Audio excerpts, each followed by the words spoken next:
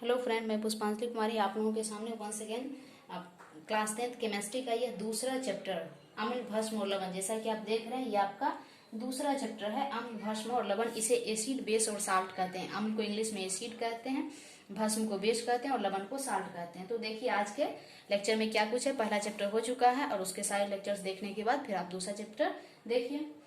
तो अम्ल की बात अगर हम करें, सबसे पहले अम्ल एसिड क्या होता है। तो जनरली आप सुनते भी हैं कि अम्ल क्या है।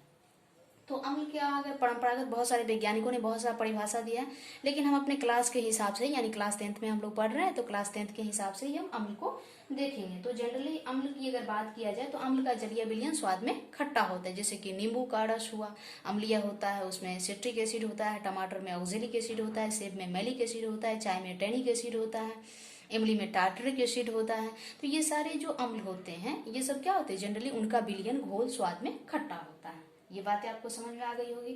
दूसरी बात है कि अम्ल वैसे पदार्थ होते हैं जो किसी धातु से अभिक्रिया करके हाइड्रोजन गैस को मुक्त करते हैं, निकालते हैं। कैसे निकालते हैं, तो हम एक एग्जांपल ले लेते हैं। मान लेते हैं कि जस्ता, मान क्यों ले, जस्ता तो ऑलरेडी है, जस्ता एक धातु है और इसकी अभिक्रिया हम HCl हाइड्रोक्लोरिक एसिड से कराते हैं, तो बन जाता है ZnCl2 और प्लस H2 यानी हाइड्रोजन गैस निकल गया। अब इसको बैलेंस कर लेते हैं, जस्ता एक क्लोरीन 2 हाइड्रोजन 2 हो गया।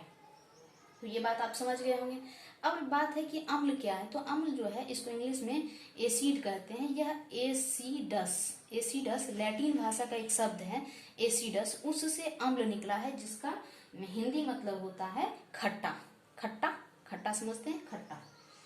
इसके अलावा अगर हम बात करें भस्म, छोटा छोटा परिचय हम ले रहे हैं। भस्म क्या होता है, तो भस्म वैसा पदार्थ होता है जिसका जलीय विलयन स्वाद में कड़वा होता है। भस्म का अम्लीय जलीय विलयन स्वाद में कड़वा होता है और जो अम्ल को उदासीन करके क्या करता है, लवण और जल बनाता है। यानी पिछले लेक्चर में हम लोग उदासीनीकरण अभिक्रिया पढ़े थे, उसमें हम लोग पढ़े थे क्या कि भस्म, यह एक भस्म है सोडियम हाइड्रोक्साइड, और इसकी अभिक्रिया अम्ल से की जाती है तो बन जाता है लवण और जल बन जाते हैं। यानी उदासीनीकरण अभिक्रिया में हम लोग चर्चा की थी कि वैसी अभिक्रिया जिसमें कोई अम्ल और भस्म आपस में अभिक्रिया करके लवण और जल बनाते हैं, इसको उदासीनीकरण अभिक्रिया कहते हैं।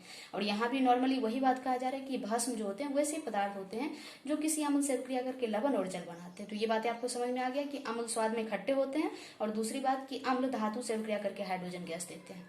इसके अलावा भस्म स्वाद में कड़वे होते हैं और यह अम्ल से अभिक्रिया करके लवण और जल का निर्माण करते हैं। तो ये बातें आपको समझ में आ गई होगी।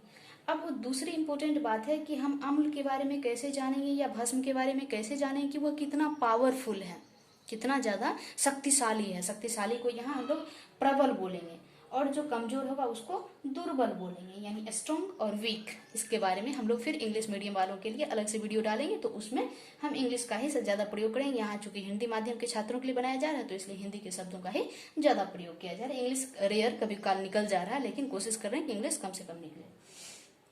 चलिए, तो प्रबल और दुर्बल, कोई अम्ल प्रबल या दुर्बल, प्रबल यानी स्ट्रॉन्ग और दुर्बल यानी कमजोर कैसे है, तो इसको हम पता कैसे करेंगे। तो इसके लिए कहा जा रहा है कि कुछ अम्ल जो होते हैं वह दूसरे अम्ल की अपेक्षा स्पीड में यानी तेजी से धातु से अभिक्रिया करके हाइड्रोजन गैस निकालता है। यानी वैसा अम्ल जो धातु के साथ अभिक्रिया करके स्पीड में तुरंत हाइड्रोजन गैस निकालते वह प्रबल अम्ल होगा, और जो धीरे धीरे हाइड्रोजन निकाले वह दुर्बल यानी कमजोर अम्ल होगा। इसको भी हम समझ लेते कैसे। तो बात हम करते हैं एसिटिक अम्ल CH3COOH, यह एक अम्ल है, इसको कहते हैं एसिटिक अम्ल। यह सिरका में पाया जाता है और इस एसिटिक अम्ल की अभिक्रिया हम लोहा से करते हैं तो क्या हो जाता है, हाइड्रोजन गैस निकलता है, यानी CH3COO का होल टू Fe प्लस H2 गैस निकल जाता है। इसको हम बैलेंस कर देते हैं। आई होप कि बैलेंस हो गया। इसी तरह अगर हम बात करें कि हाइड्रोक्लोरिक एसिड, इसको अगर हम अभिक्रिया करते हैं लोहा के साथ तो FeCl2 लवण बन जाता है और हाइड्रोजन गैस निकल जाता है। इसको भी हम बैलेंस कर लिए। लेकिन यहाँ पे बात यह है कि लोहा जो होता है, जब एसिटिक अम्ल के साथ रिएक्शन होता है तो रिएक्शन यानी अभिक्रिया होता है तो धीरे धीरे हाइड्रोजन गैस निकलता है। लेकिन हाइड्रोक्लोरिक अम्ल के साथ रिएक्शन होता है तो हाइड्रोजन गैस बहुत स्पीड में निकलता है। जब ये प्रयोग किया जाता है, आपके बुक में ये प्रयोग किया हुआ है, बीकर में परखनली में लेकर, और ये दोनों को डाला गया और देखा गया बुलबुला जिसमें तेजी से निकल रहा है वह प्रबल अम्ल हो गया, और जिसमें हाइड्रोजन गैस का बुलबुला धीरे धीरे निकल रहा है वह दुर्बल अम्ल हो गया। यानी एसिटिक अम्ल कमजोर अम्ल होता है, जैसे सिरका में होता है, इसको हम खा लेते हैं और खाकर पचा लेते हैं, कमजोर अम्ल होता है। और हाइड्रोक्लोरिक अम्ल बहुत प्रबल अम्ल है, मजबूत अम्ल है।